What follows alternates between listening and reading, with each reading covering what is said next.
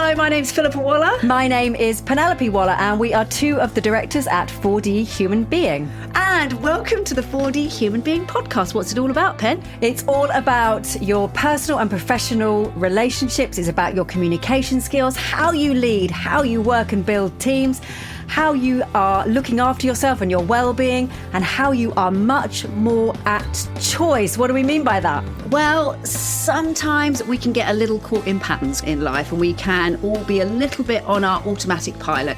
So 4D Human Being is all about helping us get back to choice and being a four-dimensional human being. And your fourth dimension, of course, is intention. So whether it's about your impact, your leadership style, your team dynamics, whether it's about your well-being, whether it's about your communication or your presentation skills, anything that involves human beings interacting with other human beings, 4D Human Being are here to help. we're going to take a deep dive and look at some tools, insights, theories that are going to help you go from a 3D human doing to a 4D human being so that you can happen to the world rather than the world simply happening to you. Hello and welcome to the show. I mean, life is a bit of a show, which actually is going to be a super segue. You have still got lipstick on your teeth. I haven't! You have, it's all around here. This is what happens beyond a certain age.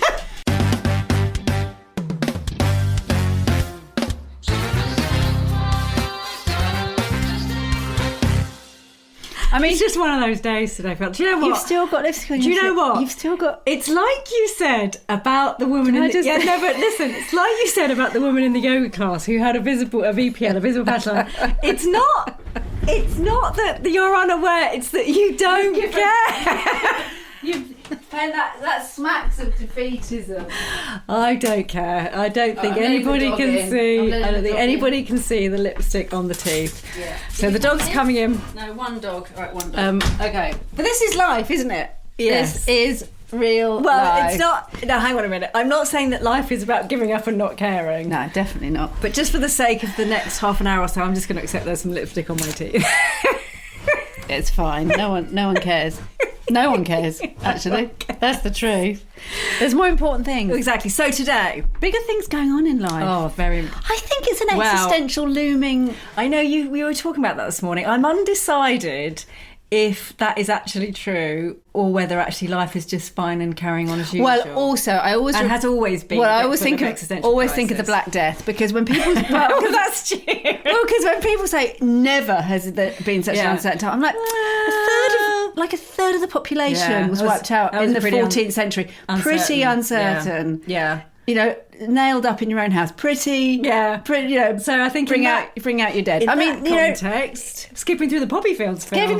Stability is us. Exactly. I'm not going to worry about a bit of lipstick on my teeth. Exactly. So today we were going to do a sort of wrap up of the four energy, four dimensions. Saving energy, putting the fears back into 2024. But we've decided, we think we've done quite a bit on those topics. So we've decided, just very quickly, save yourself energy, physically, emotionally, intellectually, intentionally. Physically, regulate your nervous system and stop tensing your muscles. Emotional, just stop letting that dimension drive the bus. Like, that is just, don't get entangled in the madness. Enjoy the emotions, allow the emotions. Yeah, just don't pop turn them in up the to every passenger seat. argument and drama you're invited to. Intellectual, stop that intellect thinking it can solve everything. Because as we've just said, life is uncertain. It just wants to go round and round and round. Justify. I'm right, they're wrong. What else? It's all nonsense. Pitching you into the future, too much anxiety, pop it on the sofa, tell it to stop talking. I'm in it at the moment with the street parking wars. And everyone's on the WhatsApp with the madness. Madness. And intention, stop wasting time on what you should be and just take a breath and be who you want to be. And that is a brilliant summary. Super segue into intentionality, which is what we really want to talk about. Whether it's life, home, work, not homework, home or work, or homework actually, relationships, dreams, hobbies, ambitions. We're going to say this phrase and then we're going to explain it. Become the thing and success will come to you, rather than sitting wondering what you need to do to get to the place. Become the thing. So we talk about, a very dear friend of ours, so this is one of the sort of first things he said to me when we started this work, and I didn't really get it. He said you need to become the thing. Become the thing, and I didn't really understand what he meant. Of course, now I totally understand what he meant. But this is the difference between seeing your future self as being something, or thinking I would love to be somebody who, or I'd love a job that was this, or looking forward and thinking there's something that I want. Yeah. That it's the difference between sort of knocking on doors and trying to find, is there somebody who will get me there? Where's an opportunity? Versus just starting to do and become the person that is, so that somebody knocks on your door and says, well, you seem to be a person who... I want you. Yeah. So, and in terms of sales, it's a pull, not a push. Yes, exactly. I'm not going to keep knocking on doors. I'm going to become the thing that draws people to my door, so they're banging on my door. Yes. Yeah. And conceptually... Some people might hear that and go, yeah, sure, that's obvious. But other people might think, I don't know what you mean by that. James Corden has a story about this, which I may have said years ago in a podcast, where he wanted a seat at the table. And what he meant by that is he wanted to be one of the comedy writers in the UK or globally. And he wanted to be one of those people that he admired. And as was said to him, is there's literally no door to bang on. You can keep on saying it, but actually you need to go and become the thing, so that you don't even need an invitation to sit at the table. There's just a chair for you there. Exactly. So, and that means go away and start writing those scripts, which of course he did, and Gavin and Stacey. But it can feel quite strange if you're doing that when you don't feel you've got the structure and the scaffolding around you that is going to then bring the success that you... That's right. I'll be a comedy writer once the production company have given me a commission and blah, blah, blah. Yeah, exactly. It's very similar to acquaintances that I've had through the years who I talk to. I try and mentor people when I can, and they say, Willie, I'm not really a coach. I want to be a coach. And I say, just... A, start doing it, and B, start calling yourself that, and then it will feel real. There's nobody out there in the world that's going to say you're suddenly a coach and here are 10 clients. You have to start doing it. I must have told you that story about being at a networking event, and we'd had the business for a number of years, and somebody said to me, oh, you must meet so-and-so, I'll call her Bob. Phyllis. It was a female, but yeah, exactly, Bobetta. And because she wants to set up her own coaching company. She's left HR block. And so she was then summarily introduced to me, and spent the next 5 minutes looking over my shoulder for somebody in the room who might be able to help her set up a coaching company. And I was like, I wonder what you're looking for. Who and what you're looking for. When actually, exactly as you say, you could be in a conversation right now with a coach talking about your coaching style or how you've already coached people, and what else that would lead to so many more opportunities if you weren't looking away from this conversation to try to find someone else who can make you a coach. Yeah, I think part of this is, I think often we have an idea, particularly when we're younger, but even as adults, that there is something more sort of definitive and concrete out there in the world, and we just need to go and find it. Yeah. And I think often later in life you realise that that's not the case. Yeah. In fact, I was having a conversation yesterday with somebody about, even when you're inside a corporation, which is full of scaffolding and full of kind of process and contracts, and every time you go up through the ranks, so to speak, and into a new team and more senior, and you sort of open the door on your first meeting at that level, you kind of go, that's...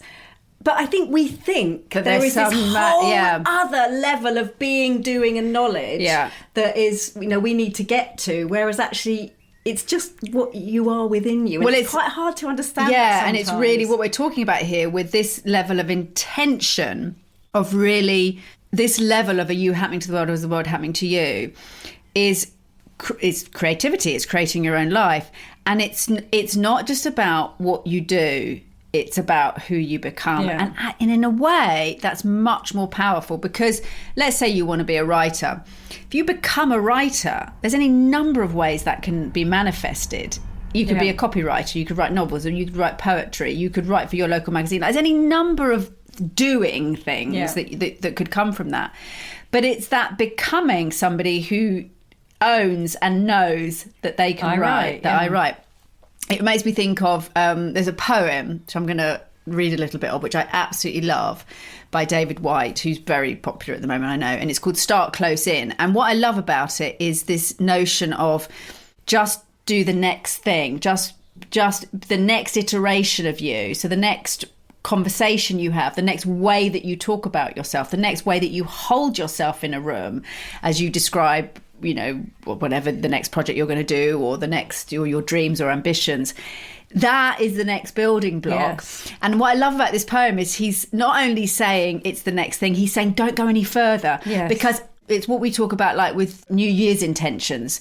Actually, when you've got that super intention of you're looking across and it's over there, and it's the chasm, and it's so far away. Yeah. To become, you know, the sort of super fit, or to change your career, that's quite a long way away. Whereas if you're in one career and you want to become, I don't know, you want to work in environment, actually the next thing is to read that article and start putting a blog out and start to talk about that and get passionate about it when you're in conversation, so that people feel that energy from you, that you're the person who talks about it in that way. And that, if you keep doing that, eventually you'll be brought into conversations. Well, I remember the first piece of work I did with 4D, and I was in a very different profession before I did this a long time ago now. And you said to me, well, just, you know, I'm doing a women's program, Pen. Come and talk to them for 10 minutes during the day about your experience. And I was like, okay, well, fine, I'll do that. But that's not really the work. But of course, it is the work. It was the next step in the work. And then I did a bit more, and then I did more. Yeah, exactly. So it's just taking that first step. It's so true. Yeah. So this poem, Start Close In. Start close in. Don't take the second step or the third. Start with the first thing. Close in. The step you don't want to take. Start with the ground you know. It's exactly what you just said. The pale ground beneath your feet. Your own way to begin the conversation. Start with your own question. Give up on other people's questions. Don't let them smother something simple. To hear another's voice, follow your own voice. Wait until that voice becomes an intimate, private ear that can really listen to another. Start right now. Take a small step that you can call your own. Don't follow someone else's heroics. Be humble and focused. Start close in. Don't mistake that other for your own. Start close in. Don't take the second step or the third. Start with the first thing, close in, the step you don't want to take. So nice, isn't it? It's so good, isn't it? Yeah. Don't go too far, just the next thing. Yeah. You know, pick up the guitar and learn one chord. Yes. If you want to become a guitar player. Yeah. So on a really kind of practical level, as an example, if you wanted to, you wanted to be a consultant for a company, for example, you wanted to sit on their board, something quite big.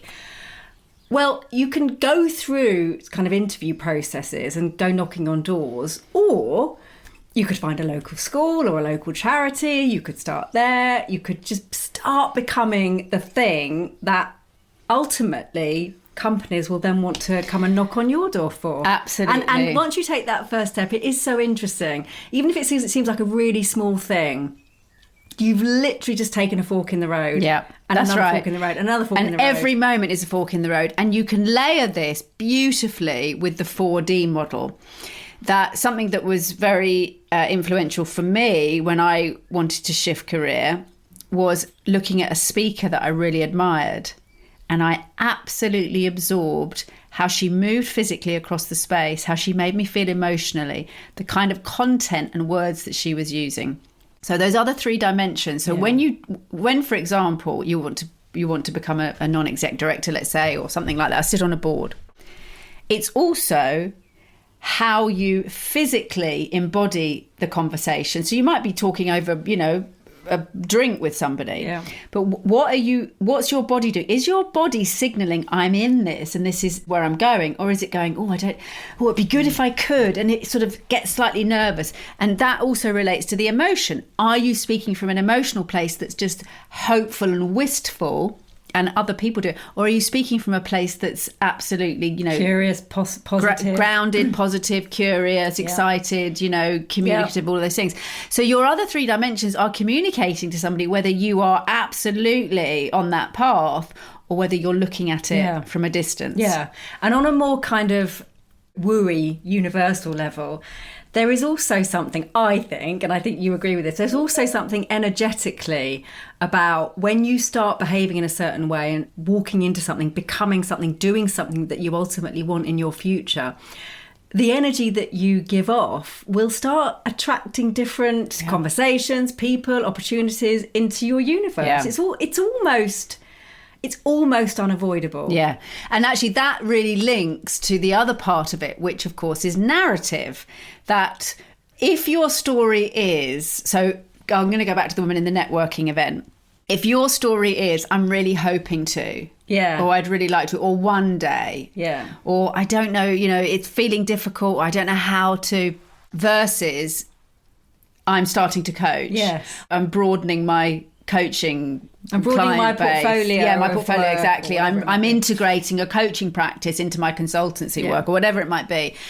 And it makes me think of when we first set up 4D, and I mean, I'm sure I've told you this, of walking into a large blue chip in the city, into the big, glass marble reception with our newly printed business cards, with a company name that at the time was really alien because it was so new and it had just been a concept. And saying, I'm Philippa Waller, director at 4D Human Being. And of course, didn't quite feel real. And it's that bridge where it's true. It's not false, but you're allowing yourself to, we call it running ahead, just step into it and own it a little bit before it feels real. And of course, that's anything creative that anybody listening who's working for a company or in a team, that didn't exist a few years ago. Exactly. That team has been formed, we're in X team. That team that feels real now. Yeah, well, look at what 4D Human Being is now. I mean, it's very real. It's very real, exactly. And same with the company. So in your own entrepreneurship or solopreneurship, your own creation of your own life in a way that you might create a company, you've got to do that running ahead and own it. Just as David White says, just take that step and own it before you've taken a second or third step. And you can take this even sort of further and outside the context of the work and the doing and the achieving of life. You can think of this just in terms of who you are and who you are becoming. And of course, we love that wonderful Michelle Obama video that we saw recently. Every day you practice who you become. In all 4 dimensions, how you behave, what you say, how you feel, how you make others feel. Yep. And whilst it might not feel like it, those choices that you make every day are the next building block of who you're going to become tomorrow. With what you said, it's not just sort of every new year or every season. It's every moment of every day is a fork in the road, and every choice that we make in that moment is practicing who we're becoming. And I think I did a little video, you might have seen it on social media, of being an actor, which is exactly the same. And this isn't about pretending or not being authentic, but the analogy really holds that if you go into a rehearsal room for 5 weeks and every day you are practicing that role and you're using a different accent, vocal accent, you're walking differently, you've got a very different character or personality that you're playing, you're in different relationships, you've got different super objectives, they call them, different wants, you're a totally different character, and you're playing that every day so that when you get up on stage, people are going to pay money to come and see you because they believe you, because it's so real, because you are that thing. And that's exactly like life. You are basically practicing every single day the role that you are going to perform for yourself and other people. And I just think but that puts the power right in your hands, because the next choice you make in terms of how you react to something is practicing who you're going to be. Isn't that just glorious? And that will then also dictate who is pulled into your universe. Who knocks on your door and says, come this way, I want you for this. I know. Isn't it wonderful? It is wonderful. I love it. I love it. Become a 4D human being. Set your intention, practice who you want to become. Don't worry about knocking on other people's doors. Become the thing and they will be banging your door down. Isn't it exciting? It is. It's amazing. Thank you so much for listening to this episode of the 4D Human Being podcast. We hope you enjoyed the show. Do take on board some of the insights, tools and tips, because every time that you try something new to get back to choice, you are making a vote for the you that you want to become. And I love that phrase, Pen. I do too. And please do share this episode with somebody that you know would really benefit from the lessons and learnings we've been chatting about today. And of course, if you're interested in more from 4D Human Being, do get in touch. We run workshops, trainings, online, in-person, conference events and keynotes. We've got the 4D OnDemand platform for your whole organisation. And we do have a free Essentials membership where anybody can sign up for absolutely free to access some of our insights, tools and tips. So do get in touch with us if you'd like to hear more. We cannot wait to hear from you and to carry on the conversation.